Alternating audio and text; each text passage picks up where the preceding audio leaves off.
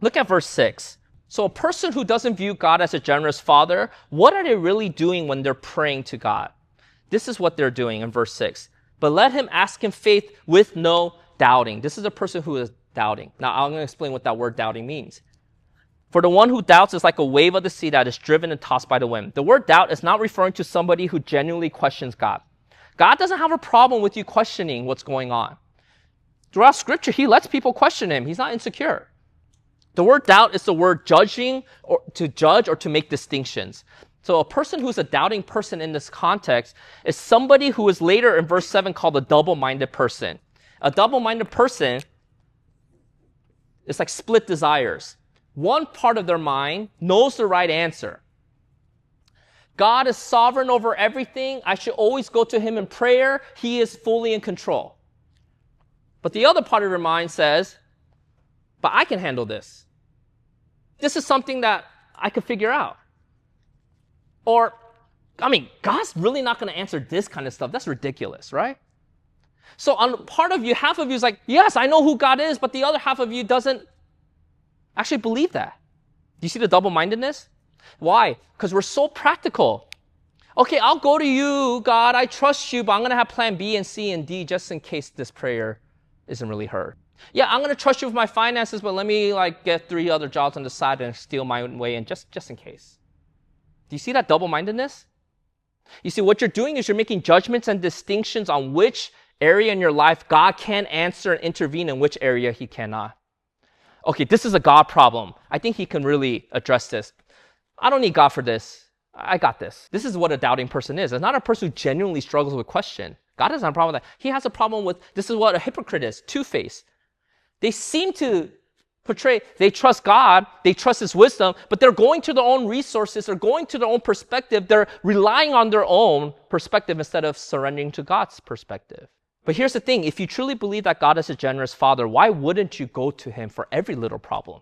If you guys ever had infants, does an infant ever make distinctions or judgments on when they should ask help from mommy or daddy? You know what? I think this is a me thing I can handle. I could feed myself. Oh, I pee-pee my pants. This is a mommy. Infants cry for everything. Everything. Why? Because they know they're helpless. And that is what faith is supposed to be like.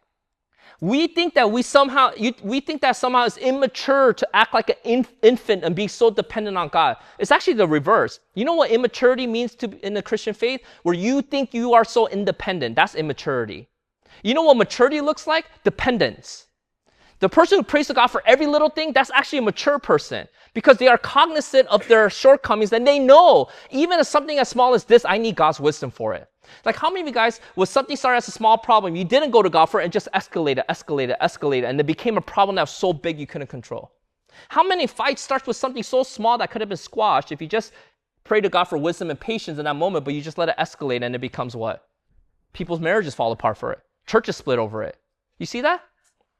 Why? Because we made a distinction saying, oh, this is something I can handle. I don't need God for this help. And then it gets so big. And then we ask God for help at the end when we should have been asking God for help in the very beginning. We're asking God for help as damage control instead of actually going to him for wisdom from the very beginning. That's a doubting person. You are judging when God can come in and help. Now I need God. No, James says you should recognize you are a child. You should know how dependent on God you should be. So in every instance, you should go to your Father every time. Every time. Because why? He's a generous Father. He won't stop giving to you. It's not like he's broke. He's not going to run out of money. It's not like he has a limited resource of wisdom. He'll keep giving it to you. It's not like he has a lack of limited resource of power. He's omnipotent. He's omniscient. Why wouldn't he keep addressing your needs if you keep going to him? We have to understand it's not just asking God for help that God cares about. He really cares about what is our perspective of him when we do ask him for help. Because doesn't it matter how a person asks you for help? It's not just whether someone asks you for help. Don't you care about how they ask you for help? Here's an analogy. Here's a picture I give. Imagine your child came up to you, or a friend, right? Or someone really young who's doing second grade math, something obviously you mastered by this point. What if they came up to you and said, and one of my sons coming up to say, hey, Dad, all my friends were busy today, and Mommy is sleeping right now. And I was trying to think through everybody who could help me, but nobody is around right now. I don't know if you could do this, but can you help me with 5 times 5? I don't know, if you don't want to, okay, I get it, but can you? Do you think I would help? Yes, I would, because I'm a generous father, right? I'm a father, right? But you think that's the way I want my sons to view me when they ask for help? As a last resort? As if I'm not capable of doing it? As if, okay, so you come to me when every other option runs out? That's a doubting person. You shouldn't go to God as a last resort. He should be the first resort. Do you see the difference?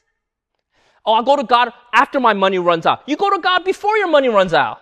Because what is money anyways? Oh, I'll go to God after my health fails. Go to God before your health fails, because what is health anyway? Do you see the difference? I really need to be desperate for God because I'm about to die. You should be desperate for God while you're living.